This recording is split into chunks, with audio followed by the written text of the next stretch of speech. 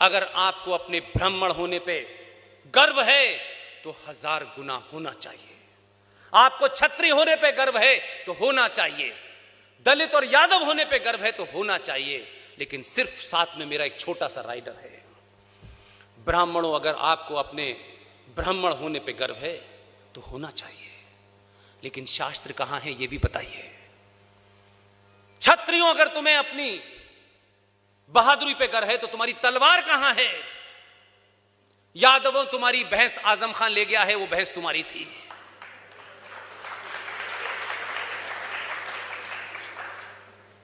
इसलिए जाति बुरी चीज नहीं है। जाति को जिस रूप में प्रोजेक्ट किया गया है कुछ मक्कारों ने, कुछ दलालों ने सत्ता हथियाने के लिए, उनका बहिष्कार कीजिए। जाति व्यवस्था कोई हमारे धर्म का हिस्सा नहीं थी, एक सामाजिक संरचना थी। जैसे एक डिस्ट्रिक्ट मजिस्ट्रेट होता है, एक एसएसपी होता है, एक एसएचओ होता है, एक सिपाही होता है, ये सामाजिक व्यवस्था है। इसको बनाया गया इस समाज को चलाने के लिए, लेकिन इसका किसी रिलीजन से या किसी मजहब से कोई लेना देना नहीं है। ये समय समय पे बदलती रही है।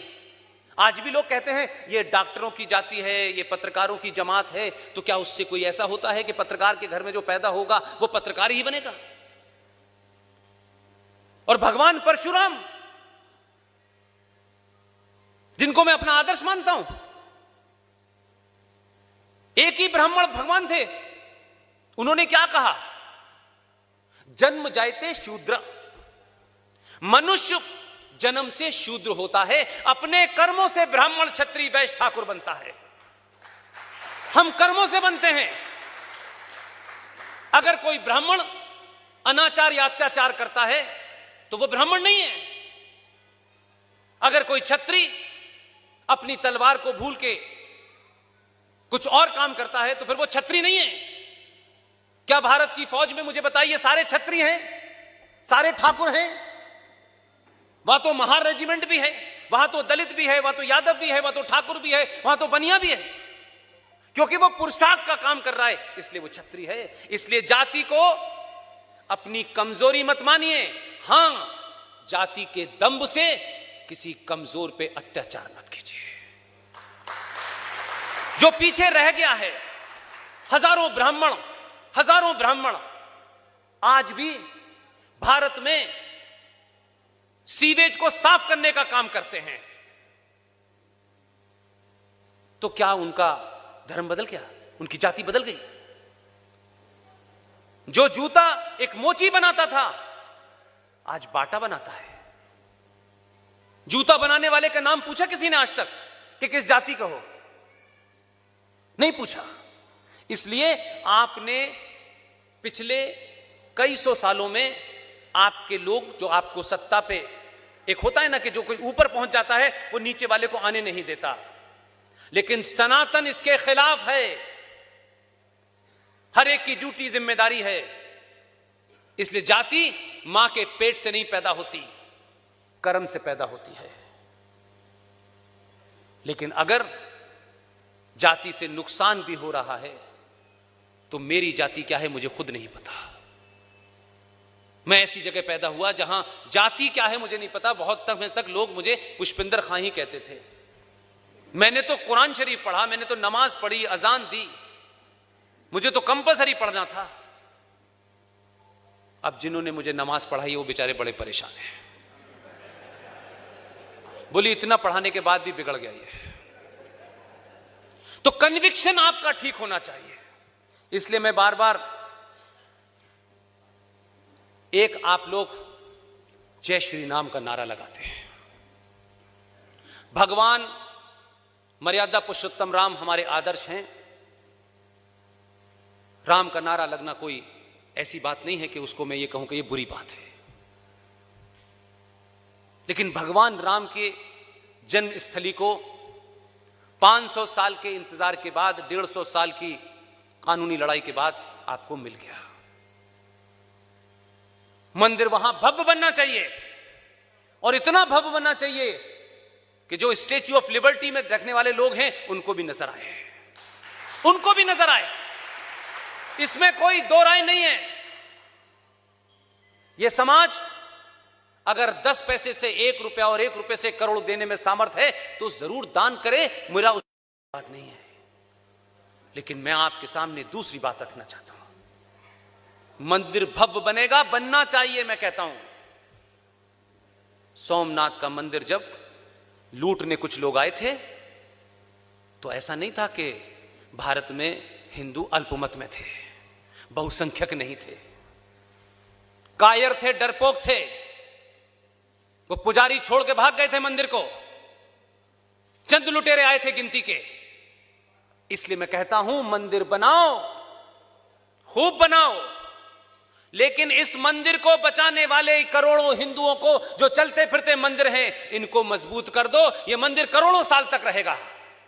इसकी गारंटी कौन लेगा कि यह जो भव्य मंदिर बन रहा है यह 20 साल के बाद रहेगा या नहीं रहेगा? सत्ता व्यवस्था जो आज है वो कल होगी या नहीं होगी। इसलिए मैंने कहा सत्ताएं बदलती रहेंगी, समाज का जागृत रहना बहुत जरूरी है। इसलिए हर उस कमजोर आदमी को जो आपसे ताकतवर है लेकिन डर के मारे आप उसे अपने साथ नहीं खड़ा करते हैं, उसको मजबूत कर दीजिए। अयोध्या की नगरी को चारों तरफ से सनातनी हिंदुओं को बसा दीजिए। आने वाला चाहे बाबर हो, औरंगजेब हो, वो मंदिर तक पहुंचने से पहले समाप्त हो जाए। इसलिए चंदा दीजिए, लेकिन जो समाज उसकी रक्षा के लिए 24 घंटे हैं वो चारों तरफ हो, उनको इतना शक्तिशाली बनाइए, उनको इतना ताकतवर बनाइए कि उनके पुरुषार्थ से वो वहीं से लौट जाए कि आगे जाएंगे तो मार दिया जाएगा। भगवान राम का मंदिर बन रहा है, आप सबको मुबारक हो। लेकिन मैं आपसे दूसरी बात इसलिए कहना चाहता हूं कि आपको अभी करोड़ों काम करने हैं। सरकार बना दी, आराम से बैठ गए, मंदिर बन गया, बनता रहेगा, मंजर मजीरा घटना होता चलता रहेगा, हरे राम कहते रहेंगे। नहीं, 30,000 तोड़े हैं और 3 बहुत बड़े हैं। दुश्मन को, उस अनाचारी, अत्याचारी, कुरानिक सभ्यता के मानने वाले इस्लामिक जिहादियों को बैठने और सोचने का मौका नहीं देना है। इसलिए मैं अभी 4 दिन पहले बनारस से लौटा हूं।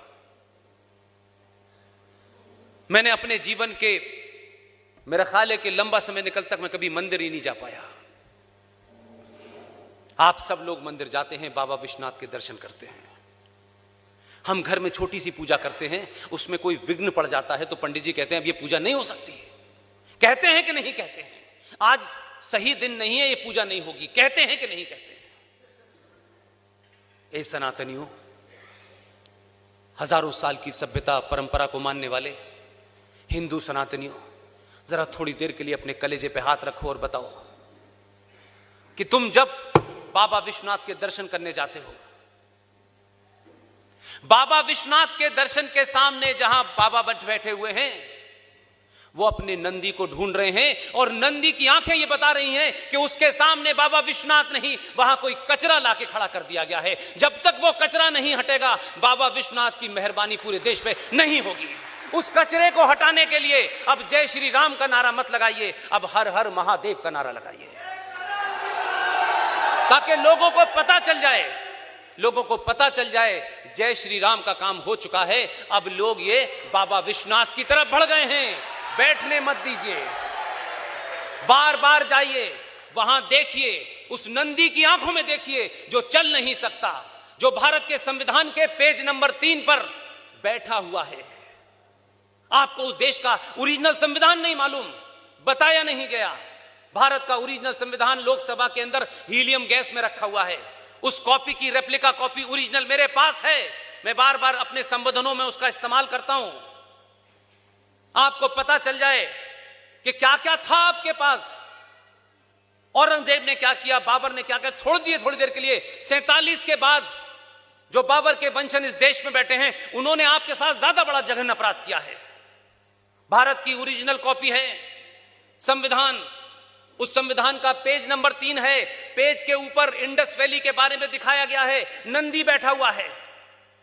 पेज नंबर 5 के ऊपर भगवान राम, लक्ष्मण और सीता जी जब लंका से लौट रहे हैं तो बैठी हुई हैं। उसमें कृष्ण भी हैं, उसमें महावीर भी हैं, उसमें छत्रपति शिवाजी भी हैं, उसमें सुभाष चंद्र बोस भी हैं। इनको किसने हटाया?